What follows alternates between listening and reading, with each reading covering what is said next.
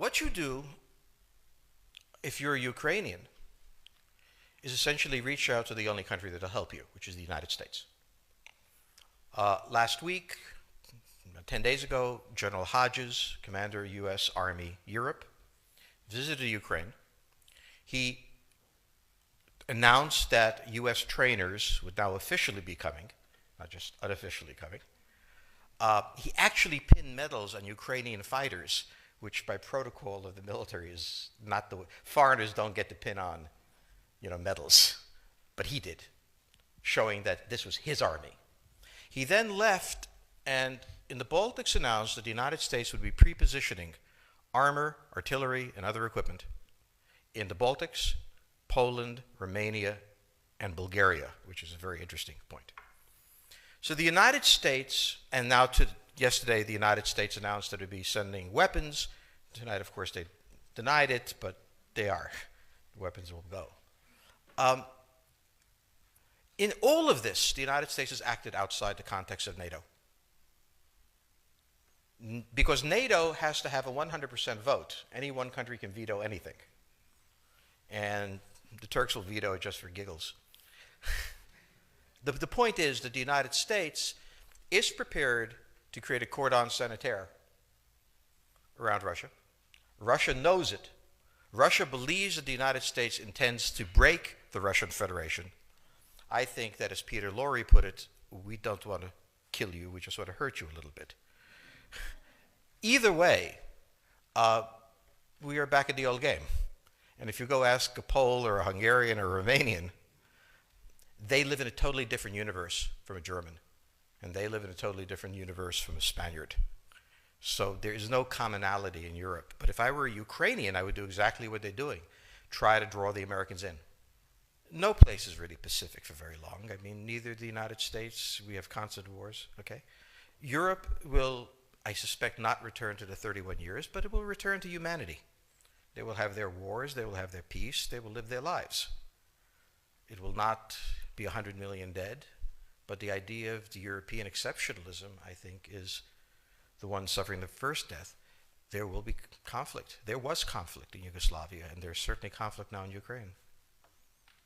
As to the relationship to the United States, we no longer have a relationship with Europe. We have a relationship with Romania, we have a relationship with France. There is no Europe to have a relationship with. Yes, the gentleman in the fourth row over here. Excuse me. By the way, I'm a subscriber. Thank you. Is Islamic extremism really the major threat to the United States, and will it die on its own, or will it keep growing? It is a problem to the United States. It is not an existential threat. It has to be dealt with, but it has to be dealt with proportionately. We have other foreign policy interests. So, the primordial interest of the United States, over which for a century we have fought wars, the First, Second Cold War, has been the relationship between Germany and Russia, because united they are the only force that could threaten us, and to make sure that that doesn't happen. The United States has a fundamental interest. It controls all the oceans of the world. No power has ever done that. Because of that, we get to invade people and they don't get to invade us. It's a very nice thing. Maintaining control of the sea and control of space is the foundation of our power. The best way to defeat an enemy fleet is to not let it be built. The way the British managed to make certain that no European power could build a fleet was to make sure the Europeans were at each other's throats. The policy that I would recommend is the one that Ronald Reagan adopted toward Iran and Iraq. He funded both sides so they would fight each other and not fight us. This was cynical. It was certainly not moral. It worked. And this is the point. The United States cannot occupy Eurasia. The moment the first boot sets the ground, the demographic differential is we are totally outnumbered. We can defeat an army. We cannot occupy Iraq. The idea that 130,000 men would occupy a country of 25 million, well, the ratio in New York of cops to citizens was greater than we had deployed in Iraq.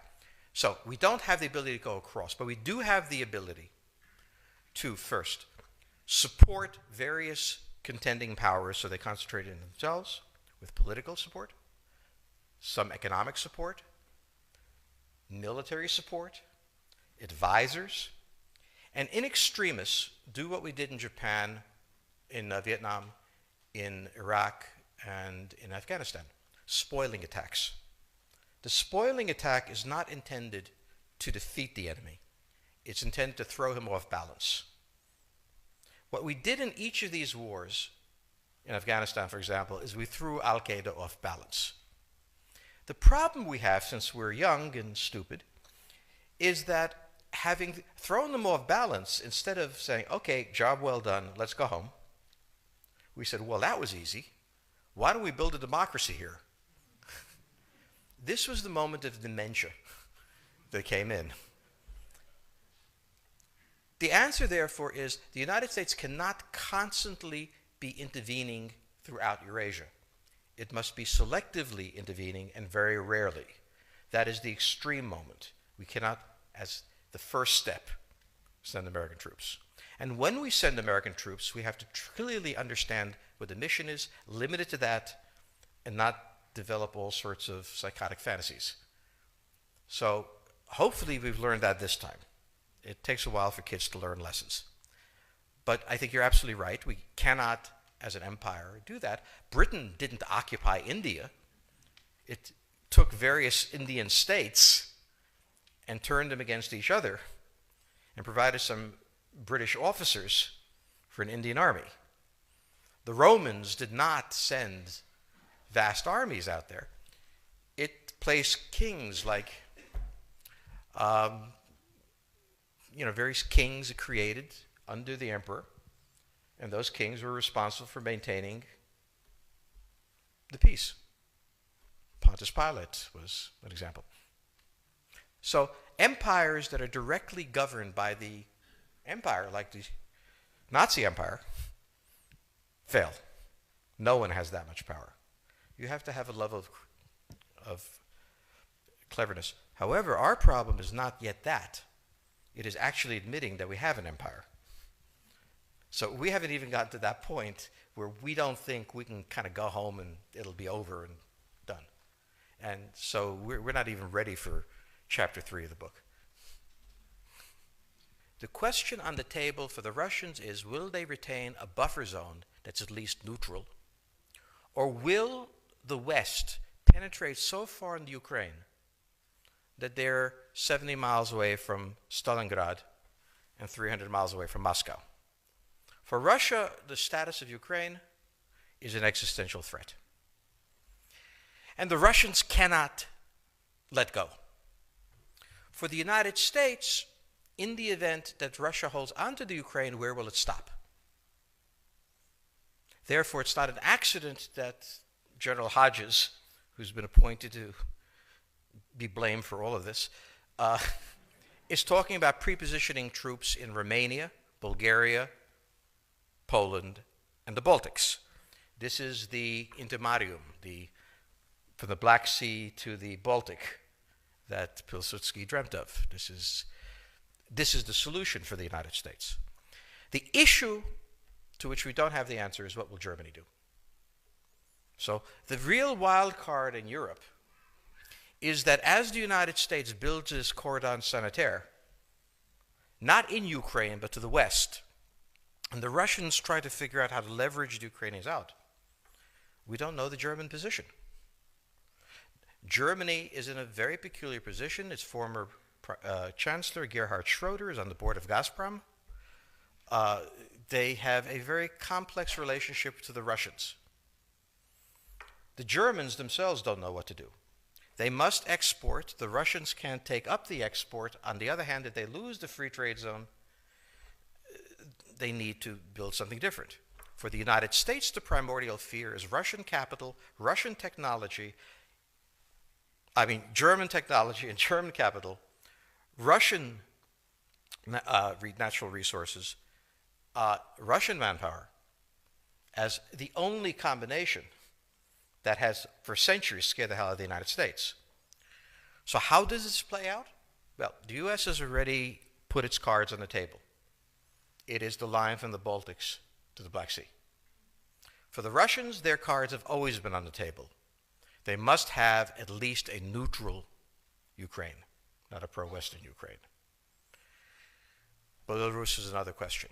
Now, whoever can tell me what the Germans are going to do is going to tell me about the next 20 years of history.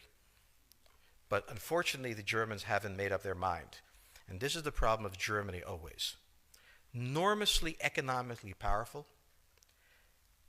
geopolitically very fragile, and never quite knowing how to reconcile the two. Ever since 1871, this has been the German question, the question of Europe. Think about the German question, because now it's coming up again. That's the next question that we have to address.